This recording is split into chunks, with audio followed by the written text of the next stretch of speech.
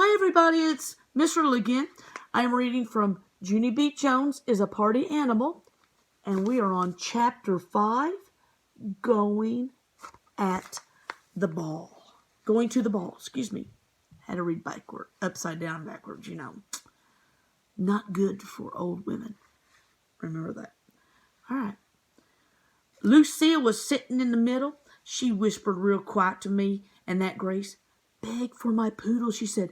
You promised, remember, you promised to beg for my poodle. Me and that Grace looked at each other because we didn't actually want to do that particular thing. Lucille poked us. Come on, you promised, she whispered. You promised to beg. I did a sigh. Then I thinked about what to say. Finally took a deep breath. Hey, Nana, guess what? Lucille wants a poodle, apparently, and so could you buy her one, do you think? I asked. Yes, could you? Asked that Grace, 'cause she is making us beg you, or else we can't spend the night. The Nana's mouth came all the way open.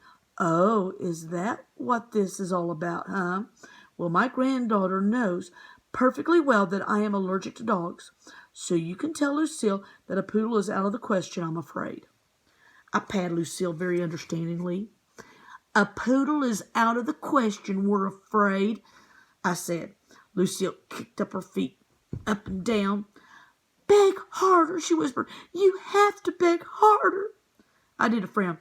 Are you firm on that, Nana? I asked. No poodle, Lucille, said the Nana, very snappish. Lucille kicked her feet up some more. I knew that dumb idea wouldn't work, she grouched. Just then, the car stopped in front of a big iron gate. Grace's eyes opened big and wide. Wow, this gate looks like a castle gate, she said. Lucille smiled a tiny bit. It's not a castle gate, you silly head. Grace, she said, this is the gate to my house. The Nana pushed a button, and the gate opened right in front of our eyes. Hey, that button is like magic, I said. Lucille's smile got bigger. After that, the Nana drove down a long driveway. She stopped in front of a big, beautiful house. Lucille jumped out of the car and ran inside. Me and Aunt Grace followed after her. And guess what? Lucille's house was even beautifuler on the inside than it was on the outside. There was a beautiful long row of stairs and a beautiful big bowl of flowers and a beautiful giant sparkly ceiling light made out of glass. I did a gasp of that glistening thing. That light takes my breath away, I said.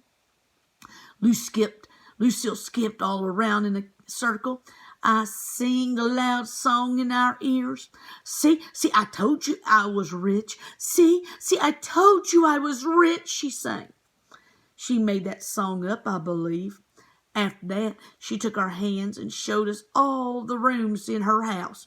She showed us the living room and the dining room and the kitchen and the big giant patio and the daddy's office and the mother's office and the family room and the pool room where you play pool and the outside pool where you swim and the hot tub and the library and the gym and the Nana's room and the mother and daddy's room and the fancy gold bathroom with the jacuzzi and the brother's room and a whole bunch of neat guest rooms.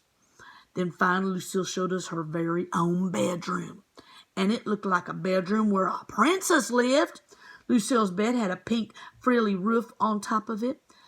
That is called a canopy, she explained. It matches my pink silk draperies and my pink silk bedspread and my pink telephone and my plush pink rug and my wallpaper with pink flowers in it and my TV and my stereo and my computer and my CD player. She pointed to the corner. Did you notice all of my big stuffed animals standing over there? She asked. My eyes popped out at those giant guys.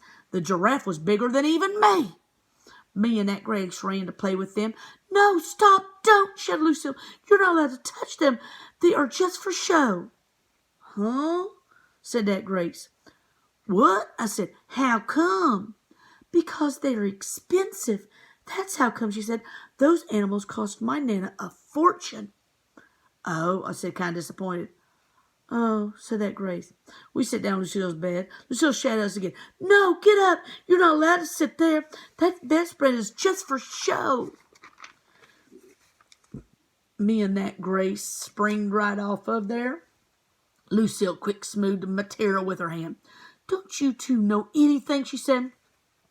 This bedspread is made out of silk. I told you I'm not allowed to spoil it. Oh, I said. Oh, said Grace. After that, Lucille skipped over to her dresser and she pressed a button on her mirror. A million bazillion lights came on. Look at this, she said. This is my very own professional makeup mirror. This is the same kind of mirror that they use for movie stars. My Nana brought it all the way from Hollywood, California. Me and that Grace run to the sparkly mirror. We looked at ourselves in the bright lights. Then we sticked out our tongues and made funny faces. Lucille quick turned it off. This is not a toy, she grouched. After that, me and that Grace just stood very still, and we didn't touch anything. Look, Grace and Junie B are making faces in the mirror, and Lucille's grumpy, isn't she? Look how grumpy she is. This is going to be a very long evening, I said, kind of quiet. Only just then something very wonderful happened. Lucille's Nana came in the room, and she was carrying a big box of dress-up clothes. I thought you little gals might have fun with some of my old evening gowns, she said real nice. They're as old as the hills, but they're still quite stunning. Lucille ran to the box pretty quick. Let's play Cinderella, she said. She pulled out a beautiful sparkly pink gown. I'm Cinderella, she shouted. Then that Grace shoved me out of her way and she ran to the box too. She pulled out a sparkly blue gown. I'm the fairy godmother, she yelled.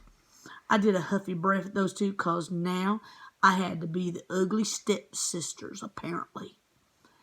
I bent down and searched through the box very carefully. Then all of a sudden my hands felt something long and silky and softy. I quick pulled it out of there. Then Anne's whole face lighted up. Oh my goodness, my old feather boa, she said. Why, I haven't seen that thing in years. I danced all around with that lovely thing. I love this, Nana. I love this old feather boa. Just then, another great idea popped in my brain. Hey, I know. I will be the famous singer that sings at Cinderella's ball. Lucille and Grace looked funny at me.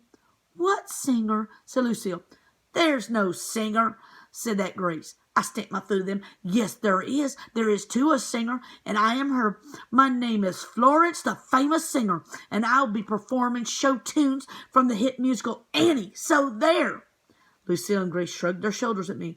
Then they dressed up in their beautiful gowns, and they went to the ball. And I sang, The sun will come out tomorrow. Lucy, look, Junie B singing to Lucille and Grace. And that is the end of chapter 5. I hope you guys enjoyed it. I enjoyed reading it to you. I hope you're having a fun time, not getting too bored, and not getting so sick of homework. And I hope you're not making your parents crazy. But I posted some things on Mrs. Riddle Reads, some art projects and studies from Mrs. Triplett. Isn't she an incredible art teacher? I hope you do those. Those are awesome things to do. And always remember, guys, Miss Riddle loves you. Bye.